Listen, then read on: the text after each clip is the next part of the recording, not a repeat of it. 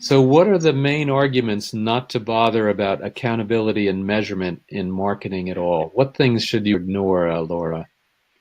I don't even imagine, I can't even imagine any marketer today, you know, sticking their heels in and saying, I'm not going to do that. But here's the challenge. Okay, so I'm going to just kind of go back to our framework, and then Mikhail, you can jump in because I know you maybe don't look at it this way, and that's okay. We talk about Okay. marketing organizations as three personas.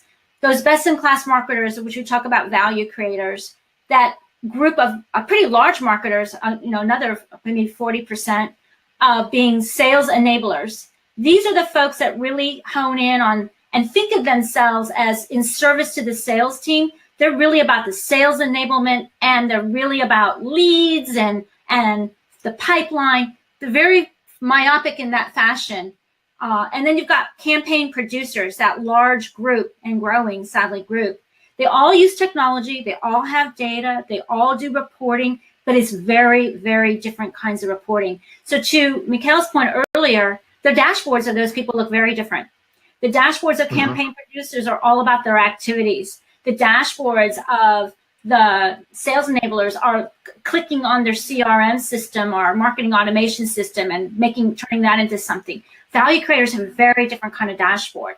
So I think it's not that they're digging in their heels about reporting or measuring, but that they're not as their proficiency in being able to communicate back to the business, the difference, right? So those campaign producers, they're talking about their stuff and what their stuff is doing, how much visitors or how many downloads or how many clicks or whatever that might look like. Maybe some outputs too, registrants and of a webinar or stuff, right? And you got your sales enablers all talking about things related to the pipeline, leads generated, leads accepted by sales, leads that become deals, conversion rates, things like that. Whereas when you look at the value creators, they're going to be talking to some of Mikhail's points about much bigger things, like what are we doing around growing customer value, customer lifetime value? What is happening in the marketplace in terms of brand preference? What are we doing around share of wallet? I mean, much different kinds of measures because they're looking at the business differently. Yeah, definitely. No, I think that's a complete answer. That says it all. That's how it is. Yeah. Yeah, absolutely. It seemed like those people that ignore accountability and measurement do that at their peril. So, thank you very much, Laura. That was great. Well, maybe Mikhail has a different perspective. I don't know. I mean, he talks about a lot of the similar ideas in the book. Yeah. That's what we just discussed before. It's all about a holistic view and how you can create more value for the company. And it's not just running the campaigns, or in the old days, just you have your budget and you have to run the campaigns to burn the budget instead of thinking about nice campaigns. I once met a client of mine, and he said, we don't have a marketing budget. If the marketeers come up with a good idea and they have a fairly idea about your return on investment of this investment, I will get the money for them. And that's better than just giving them a certain budget and you have to do with it, which doesn't relate to the company goals at all. So that's a good example of how you can do it too. Yeah. It's a little bit more challenging that way because you can't really plan. Yeah. Definitely keeps a very tight rope on what marketing is spending and making sure that when they come up with an idea that is ROI focused. On the other hand, that approach doesn't really allow for failed experiments, right? And innovation. I do think it's. Yes. I do. Yeah, I mean, it really does. Yeah, because they have a fair idea about the return, but sometimes they're wrong.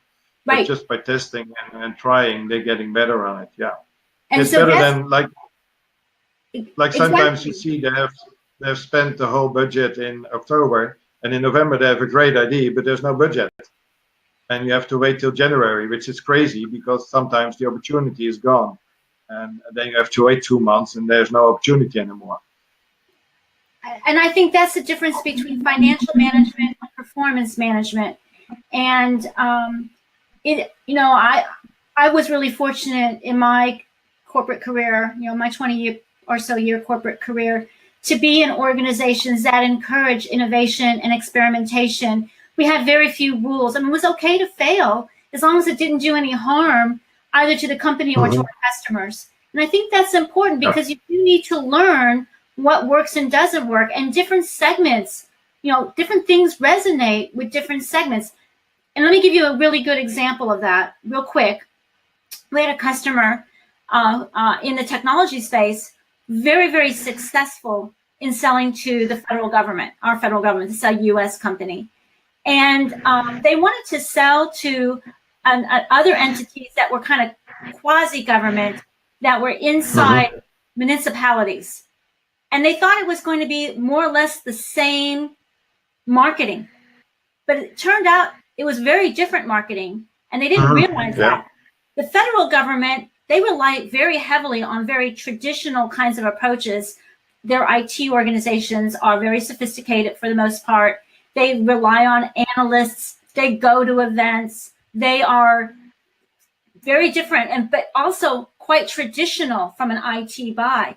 But these municipalities and what they needed, this very specific target, wasn't like that. What was, they're a 24/7 operation. Downtime's unacceptable. They had other requirements. And so what was important to them was two things: seeing others in their space using it, particularly what they call their centers of excellence.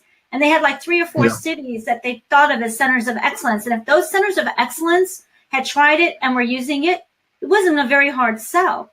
And they wanted to be able to go online at any time and see it working. Like a real live video cam feed of watching it working. They could see it. Totally different approach. So I think, again, they would have known that if they hadn't done some experimentation. Yeah, absolutely. Experimentation is a big challenge in some organizations, and certainly also having not only the budget but the management acceptance that sometimes the experiments are going to fail can be pretty challenging.